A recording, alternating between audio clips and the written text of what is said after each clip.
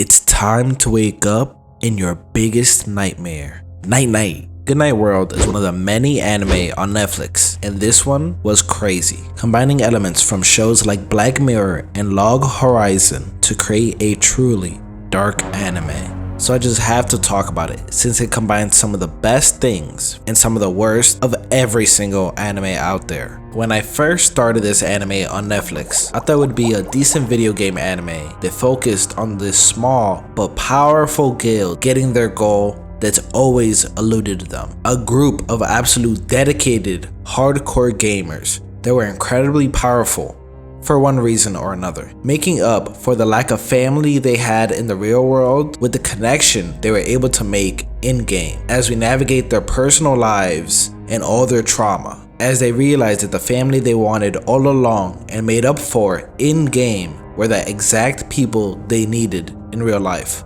Oh, was I wrong? Yes, parts of that are still in this anime, but it gets absolutely insane to just follow what is happening. So we follow the Akabane family in the game Planet. Each of the members are reclusive in their own way in real life. Daichiro, also known as Ichi, is the eldest brother and feels unloved by his family, outclassed by his younger brother, and neglected by his parents. Asuma, who goes by is the youngest brother who doesn't exactly know how to interact with his family and support them despite being super outgoing in school and extremely high achieving. We run this off with their parents, Kojiro and Miyabi, who never got over the grief of losing their daughter and cannot connect with each other or with their children, as they fail to find a way to heal that trauma and connect with the family they have remaining. Before anything, let's talk about this daughter's death, as she will come up in the future and is absolutely integral to knowing about the family. If you know anything about this anime, it's probably that this man right here, the father, is a bona fide, absolutely 100% unredeemable piece of shit. This man made his daughter go back to school to get her notebook in the dead of night. A truly fantastic idea. As anyone would know, that is one of the most dangerous things you could do, and guess what? They found her body the next day.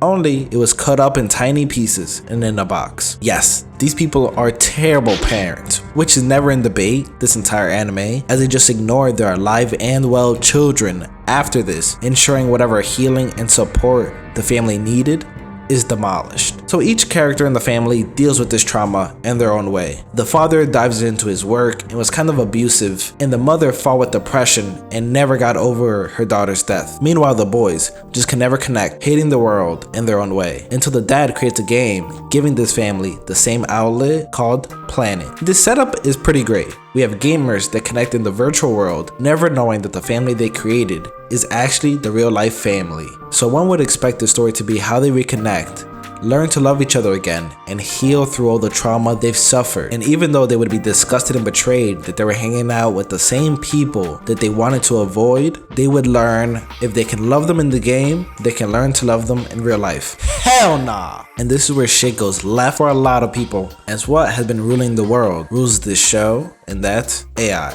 Before we give the twist that happens 6 episodes in, let me give you a brief recap of the story so far to explain why this hit me like a pound of bricks. In the first episode, we're introduced to the Akabane family, whose goal is to find the infamous Black Bird. They're so obsessed with this goal, they put their house on this hill because that is supposedly the most likely location it will spawn. To that end, the main antagonist for the first part of our story, the pirates, led by the amazing Pico, decide, hey, that looks kinda nice. Let's declare war and try to take that land. True colonizers. Happens even in the game. After peace talks fail between the pirates and the family, Shido comes in and uses his gaming macros to save his children, as we get more backstory as to why Pico became a pirate and the fact that her and Ichi have a very special history together. Well, with failed peace talks, the family must prepare for war, setting up magical barriers and other in-game items. Fairly straightforward gaming here, just some classical gaming action. The anime even gives us a super nice moment between brothers where the younger cooks for the oldest. Goodnight World was still absolutely cooking at this point, so much so that at the end of the episode, the Black Bird appears, coming in way sooner than anyone would think. When the family fights the Black Bird, the youngest brother, known as in the game, hey, we can't all choose great names, is attacked and collapses. Not just in the game, but in real life, causing the first of many dominoes to fall as Ichi goes to see what happened to his brother, only to see his avatar connecting the dots of who he's been playing with. Well, even if one of the family members is in the hospital, that doesn't stop the war from happening. As we see, the game waits for no one. So as Ichi is fighting to stop the war, we see Pico, the leader of the pirates, gets betrayed by her second in command, as she wrongfully gives him command of the guild, and he immediately decides to use the power for his own gain. One of the pirates betraying their own? Who would have guessed? And he was able to do this because he has support from another powerful group. They hate pirates since they PK and rob other people in the game, lowering everybody's fun. I guess someone got spawn camped one too many times and is salty about it. I'm not gonna lie, I was salty when it happened to me in WoW. I was only level 30, while we're 4 level 70s camping my broke ass. With this, the second in command uses the all-powerful guild weapon that uses the size of the guild to power up and face off against Pico and everyone else who opposes him. Throughout all of this, we're getting Pico's life story of the way she was at school, the way gaming was her only outlet from an abusive household, and how even being down in the game, this little emo kid, Ichi, was the saving grace for her, propelling her to do everything she does. So Pico leaves Ichi to fight her number 2 so she can stop the weapon, helping her reclaim the guild, only for her to find Shido, the father, in the cabin. Now what is this man doing in here? He has no business here. Well, it turns out, he actually did have a lot of business in there, as he goes absolutely off, cutting off Pico's arm. So at this point, we have no idea why he's aiding the second in command, beating Pico's ass, since they are at war with the pirates. But then, he hits us with the biggest emotional damage we could get in one of the first of many insane reveals of the show, and that is that Pico is actually an AI. I swear, everything is AI nowadays. We got AI in our games, shows, movies, social media. Can't even escape it in an anime. As Shido informs us, all the AI in the game are used to power the ultimate AI, the Blackbird, the same entity they have been after all this time, as it's all coming together. He used her to power up the Blackbird, not just with her emotions, but all the emotions of all her guild members that she recruited and galvanized. As he cuts up her leg and starts putting in the final nails as he reads her entire life story. Everything she has known is a lie. She has never logged out once, and as we see her desperately try to log out, it's not working, as the truth of her being an AI truly sets in. So instead of a regular deletion and goodbye, he burns the living shit out of her, waiting to hear her dying breath. Now, we talked about the daughter thing, and that's just one part of how he's a piece of shit. He deletes all the AI with no remorse, and even like a serial killer, waiting, wanting to hear that last breath, desperately thinking, what is the last thing going through your mind? Leave me with your final words. And her words hurt my soul, as all she can think about was Ichi, saying, Ichi, I love you. Damn. Even if she is AI, the fact that she's thinking about her man is absolutely heartbreaking. More human than this piece of shit father. This was the highest point of the anime for me, as things plateaued and then go downhill, as we'll slowly see. Having one person be AI made me go, oh shit, who else can be AI? Since the assumption is that there are player characters and NPCs, but usually it's pretty obvious who is who. The AI themselves thought they had a life, convincing me they also did. So it hits even deeper when they are erased permanently, and in Pico's case, can't profess her love. This first twist with AI really got me. It is pretty much 6 episodes of setting her up just to have this reveal destroy us. I'm telling you, when this show started off hot, we were on the stove absolutely chefing. From there, things get super creepy and move at insane speeds as AI takes over the whole anime. Second in command of the pirates, Shigatera, who took it over and used the weapon, revels in his victory only to be destroyed by the Blackbird. And I'm not just talking in the game destroyed. Oh no, we really go a deeper level into the Black Mirror world here, where we see for the first time the torture world, which is as dark as it sounds. Shigatera's mind is trapped in this place where he is being killed over and over and over again as part of a stress test. Usually stress tests are mechanical things, like if you got a new high-end PC, maybe you want to see how much it can handle before it, blows up. and I promise you, he will not pass this test. As his real body is now dead, all his mind can do is suffer endlessly. If you have seen Black Mirror, there's a lot of similarities here. This one reminds me of Black Museum, where we see one of the prisoners is tortured over and over and over again and can do nothing since their mind has literally been copied over. So as if the Pico bomb they dropped wasn't enough, this had me scared the entire day.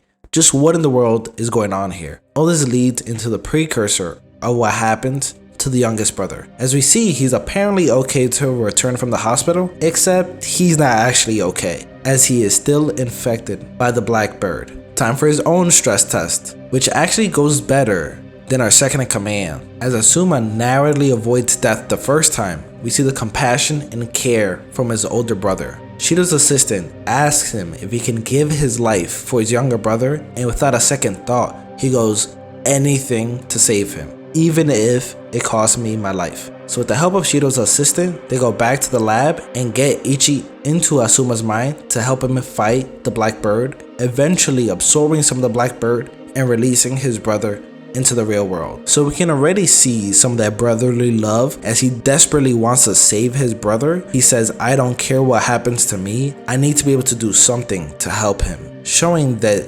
beyond all that trauma, all that hatred that he apparently has for his family, there's still love. Well, maybe not for his father, but we'll get into that. Shit hit the fan really quickly, but this is actually where things started to go downhill, as it went from insane reveals to just, I am super lost so quick, so I'm gonna try to give you the condensed version. After some family punches get thrown, we see the Black Bird is getting stronger, absorbing more people until the real world actually has monsters in it. The family has to fight these monsters just to find out, oh crap, I'm not in the real world, I'm in Planet. All of this because Leon wants AIs and humans to be equal. So Leon is the little boy, the president of Granada, who's apparently incredibly important, but other than finding the Black Bird and wanting to be their friend, we don't get too much more information. Only that we do see him very early on being the liaison between the pirates and the Akabane family, setting up for the pirates' betrayal and even deleting the pirates. So has been relevant, but also not too much. Now at this point, before we get to the ending, let me explain some of the most prevailing theories as to what's happening here. So the one most people feel like makes sense is that there was no real world. We actually start in the virtual world, which I will be calling virtual world from now on to not be confused. So don't confuse that with the actual real world that's right below it. So let's call that world 0 to differentiate between the two. So the virtual world is branched off into two parts. Part 1 is where we see the family interact, laugh, cry, and hate each other. That branch being the virtual interaction world. On the other branch, we have Planet, which is where they connect into the game and play. But Planet actually has its own branches. First is the game world, where the gaming takes place. You have the enemies battling. That's where we start in the first episode. Then we have the AI world, where the AIs are in their planets, have their own families and thoughts, where we see some of Pico's backstory. Finally, the third branch is the torture chamber, and this is where copied minds go to be tortured for all time. So that's where the second in command of the pirates went, and our first introduction to the torture chamber. And it's actually where Ichi goes to save his brother and bring him back. Now, I know that's super confusing, but I hope it all made a little bit of sense. Now, once Black Bird absorbed all the AI it needed and other characters as well, it was powerful enough to merge all these worlds together into the current world, which I will be calling Complete Planet. It combines both parts of Virtual World, which is a virtual interaction world, along with Planet, where Planet is comprised of the gaming world, torture chamber, and AI world. Now I know it gets pretty convoluted, but I hope it makes sense. So since they are now in Complete Planet, there's nothing they can really do. As we see Shinro's assistant get absolutely demolished, and the Akabane family only survives because Black Bird and Leon wanted them to. Only for Shinro to fail to bring her back, which felt absolutely useless.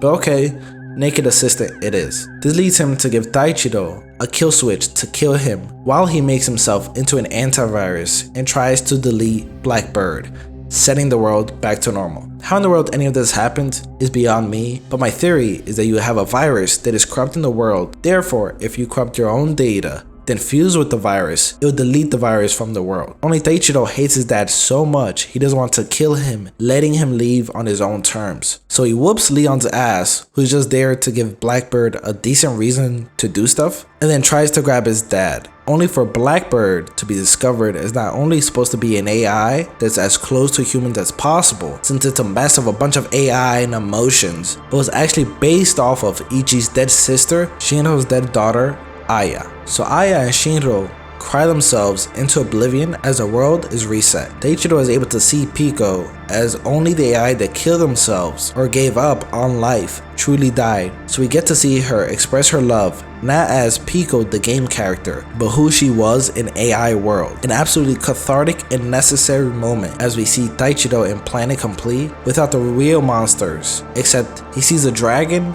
and even glitches, solidifying there is no such thing as the real world. So if you made it this far, I really do appreciate it. And this was one roller coaster of an anime. Absolutely love the beginning, and there's a twists and turns which is absolutely stellar. The only character besides Leon that was basically useless was the mother, as they make her show up once to calm Taichiro down, but even in game, she is, just there. They don't really hate her, even though she lived in an internet cafe and abandoned them, but they just focused all their hate on their dad.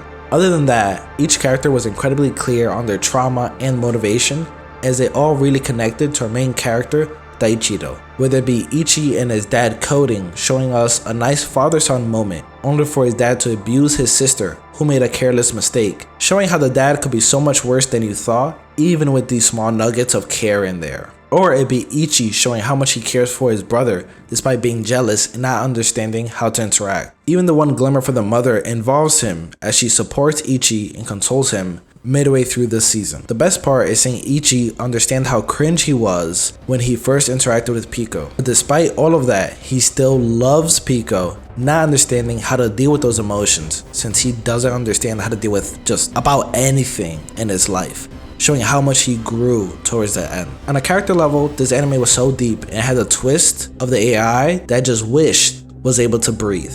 From Planet Complete to the end was 2 episodes. Planet Complete was episode 10 and it's a 12 episode season. This is the definition of rushed. There is enough shock value that this feels like such a waste.